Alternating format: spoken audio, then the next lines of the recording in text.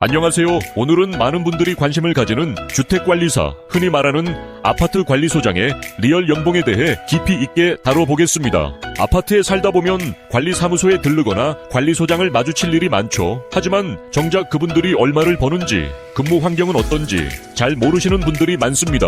오늘 영상에서는 주택관리사의 업무, 자격증, 연봉, 장단점, 그리고 전망까지 하나하나 파헤쳐 보겠습니다. 1주택관리사가 하는 일. 주택관리사는 단순히 아파트 경비를 총괄하는 사람이 아닙니다.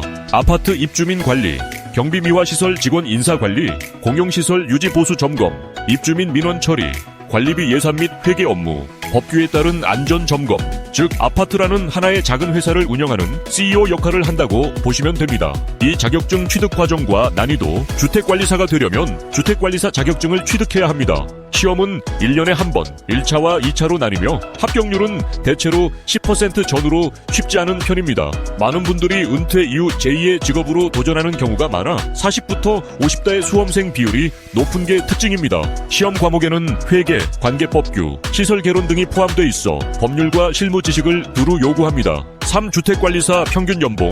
그럼 본격적으로 수입 이야기를 해보겠습니다. 통계청과 관련 업계 자료에 따르면 주택관리사의 평균 연봉은 4천만원, 후반 6천만원, 초반 수준입니다. 신입주택관리사 3,500만원, 4,500만원, 경력 5년차 이상 5천만원, 6천만원, 대형 아파트 관리소장 7천만원 이상도 가능. 초대형 단지 억대 연봉 사례도 존재. 즉 단지 규모와 위치에 따라 수입 편차가 상당히 큽니다. 4아파트 규모 지역별 연봉 차이.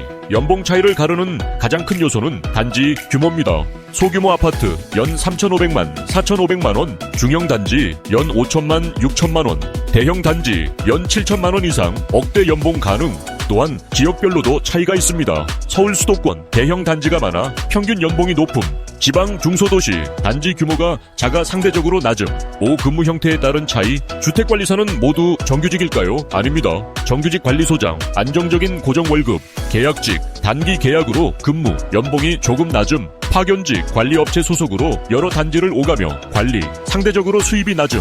즉 같은 주택관리사라도 소속 형태에 따라 연봉과 안정성이 크게 달라집니다. 6 장점과 매력. 주택관리사라는 직업이 인기 있는 이유는 다음과 같습니다. 정년이 길다. 60세 이후에도 일할 수 있어 평생 직업으로 불림. 사회적 안정성. 아파트는 계속 존재하기 때문에 수요가 꾸준함. 전문성, 시설, 법규, 회계까지 다루는 종합관리 전문가. 특히 은퇴 후 안정적인 제2의 직업으로 주택관리사를 선택하는 사람들이 많습니다. 7 단점과 현실. 하지만 단점도 있습니다. 민원 스트레스, 입주민과의 갈등이 가장 큰 스트레스 요인. 업무량, 시설 점검, 회계, 인사관리까지 업무가 과중함. 연봉 한계, 대기업 임원 수준의 고소득은 드물며 대체로 중산층 수준. 특히 입주민과의 관계가 원만하지 않으면 몇 년 못 버티고 계약 해지가 되는 경우도 있습니다. 8 커리어 패스와 전망. 앞으로의 주택관리사 전망은 어떨까요? 노후 아파트 증가, 시설 관리 수요가 늘어남, 대규모 단지 확대, 전문성 있는 관리소장 수요 증가,